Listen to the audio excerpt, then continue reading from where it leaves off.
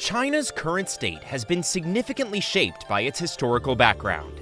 A glimpse into the rich tradition of the region can help one better understand the Middle Kingdom's transformation from the grandeur of imperial China, with its accent on honor and duty, its dedication to philosophy and art, to the dynamic and successful socialist dictatorship state it is today. Don't forget to subscribe to Ancient History for fascinating insights into the mysteries of the ancient world and captivating historical narratives. Although China was one of the greatest ancient civilizations, it has often been overshadowed by European civilizations. However, the figures and occasions that molded ancient China left a lasting impression. According to the widely accepted creation narrative, China's ancient history began millions of years ago. The massive god Pangu, who also made the sky and the earth, left his body behind to form what is now China. He used clay to build little humans, and after his death, they sprang to life. His massive body disintegrated, forcing the creation of mountains, lakes, rivers, forests, and a thriving ecosystem supporting flora and wildlife. Ancient stories are intriguing, but so is the history of archaeology. Based on fossil evidence, Homo erectus, an early ancestor of modern humans, may have arrived in China as long as 2 million years ago during the Paleolithic era. These prehistoric individuals underwent a different evolutionary path than their African contemporaries. The settlements they constructed and the stone tools they used demonstrated their uniqueness. Homo sapiens, or modern man, arrived on the scene around 300,000 years ago, bringing with him innovations in agriculture, hunting, and tool-making.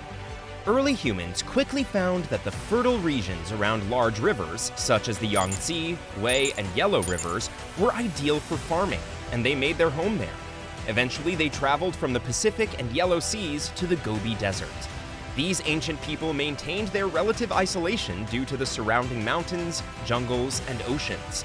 The people were free to form their own civilizations, governments, and customs. By the Copper Age, when farmers and merchants in large villages on the verge of becoming cities were ruled by shamans and monarchs, the ancient Chinese had further evolved their complex and sophisticated society. The ancient historian Sima Qin provides insights into some of the most significant historical occurrences in ancient China during the 3rd millennium BCE. But a lot of the information was documented many years after the incident, fusing mythology and tradition with historical fact. For example, certain monarchs were claimed to have ruled for extraordinarily long periods of time and to have supernatural powers. The 5 emperors that ruled ancient China are described in Sima Qin's work, beginning with the Yellow Emperor, who is thought to be the ancestor of the Chinese people. Between 2700 and 2600 BCE, the Chinese people underwent a dramatic change in their way of life, from nomadic to settled villages and cities ruled by a system of kings and lords, all under the direction of the Yellow Emperor. During the Yellow Emperor's rule, the Chinese also created writing, mathematics, and a calendar. Engineering successes followed shortly. In order to prevent seasonal flooding and irrigate agricultural area, Yu the Great, who succeeded to the throne in ancient China between 2200 and 2100 BCE, planned and oversaw the construction of a network of dams and canals. As king, Yu the Great united several tribes into one, ordered roads to be built, and established trading routes. He possessed all the qualities of a wise and moral leader. His modernizing initiatives advanced Chinese civilization by laying the groundwork for the great Chinese dynasties to come. China's Shang dynasty, whose predecessors had founded all of these endeavors, is renowned for its literary, artistic, and calendar accomplishments. Historical data verifies that this is the earliest Chinese dynasty. Tang, the first emperor of this dynasty, succeeded Jia, the tyrannical and cruel emperor, in 1675 BCE after a military battle. When a fight between Tang and Jia was about to start, Tang got up and addressed the soldiers on both sides of the battleground in a powerful speech. Tang enumerated Jia's many flaws. Tang's speech had such an impact on many of his generals that they chose to fight with Tang. Taxes and the number of commands sent to the army decreased during Tang's rule. Owing to his diplomatic prowess, the dynasty was now in charge of territory in the Middle and Lower Yellow River Basin. He even disbursed money from the royal treasury to his people when they needed it because of a severe drought. Known as one of the greatest emperors of ancient China, Tang was accepted by his subjects. However, the Shang dynasty endured several centuries of turmoil after Tang's death. Around 1350 BCE, the Shang dynasty began its golden age, led by King Fangan. During this time, there was a remarkable advancement in metalworking, agriculture, art, and religious observance.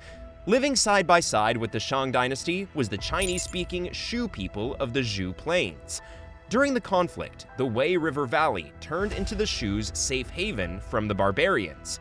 There, they adopted a lifestyle more akin to that of the Shang people. They built settlements and introduced Shang agricultural practices. Despite the sporadic battles between the Shang and Shu people, the Shang dynasty persisted in ruling and viewed the Shu as their less advanced, more primitive, distant cousins. That ended when Shu's ambitious king, King Wen, came up with a plan to overthrow the Shang dynasty. He enlisted the support of surrounding tribes, which bolstered his army and gave him the military might he needed to defeat the Shang army. At the Battle of Muye in 1046 BCE, King Wen commanded an army of 50,000 warriors against the far larger army of 700,000 Shang. According to legend, the injustices they had to face during the Shang dynasty left the majority of the soldiers in the Shang army so depressed that they refused to fight in the conflict. A few even went to battle on the side of the Shu. When the Shang emperor saw that his army was defeated, he withdrew to his palace and killed himself by setting it on fire. For the next 8 centuries, the Zhou dynasty, which ruled China, was the longest in ancient Chinese history. The Zhou dynasty brought about a cultural awakening in China. Many developments in agriculture were made during this period. Canals and other waterways were built, plants were cultivated and rotated for the first time, and the iron plow was created in order to bring agricultural commodities to markets. The first coins made of copper and iron were made during the Zhou dynasty. Chinese inventors built flying kites for use in combat after experimenting with physics challenges. Along with creating medical advances, including specialization-based physician classification and patient record-keeping, they also enhanced the Chinese writing system. Chinese combatants improved the crossbow's design, making it a deadly weapon with unerring accuracy. The longest period in ancient Chinese history was the Imperial period, which began in 221 BC and continued until 1912. During the time known as Imperial China, several dynasties came and went, including the Qin, Han, Ming, and Qing. From 202 BC to 220 AD, China was ruled by the Han dynasty, one of the earliest dynasties of the imperial era. Under the Han dynasty, China's various ethnic groups united to build a strong central government headed by an emperor. During this time, there was political stability and notable advancements in art, science, and religion that had an impact on the country for the next 2 millennia. The Han dynasty ruled over a growing territory that covered much of modern-day China. Despite their culture and civilization growing in relative isolation, the ancient Chinese were on par with the Egyptians and Mesopotamians in terms of intelligence, societal organization, and accomplishments. Like other ancient cultures, the Chinese created a writing system that allowed them to record historical events, exchange ideas and news, and conduct trade. Some of the earliest known examples of ancient Chinese writing could have been created in the Shang dynasty, which ended in the 13th century BCE. China's writing evolved from pictographs, in which an object was shown through the drawing of a symbol, to logographic writing, in which a word or phrase was represented by a single letter.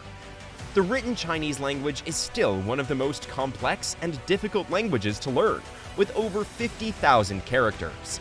Arguably, the most significant and visually arresting tangible artifacts from ancient China that remain are the renowned terracotta warriors, unearthed in 1974.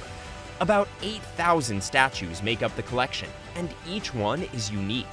Every single one of them is a life-size replica of a Chinese soldier, replete with distinctive clothing, facial features, and insignia.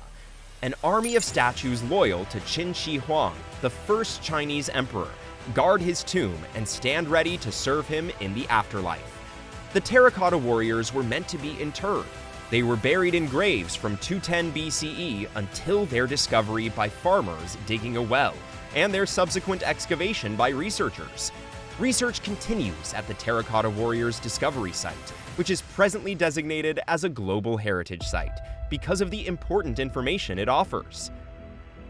That's all for this video. We will be back soon with another informative video. Don't forget to like and share this video. To keep exploring ancient history together, make sure to hit that subscribe button. Until next time!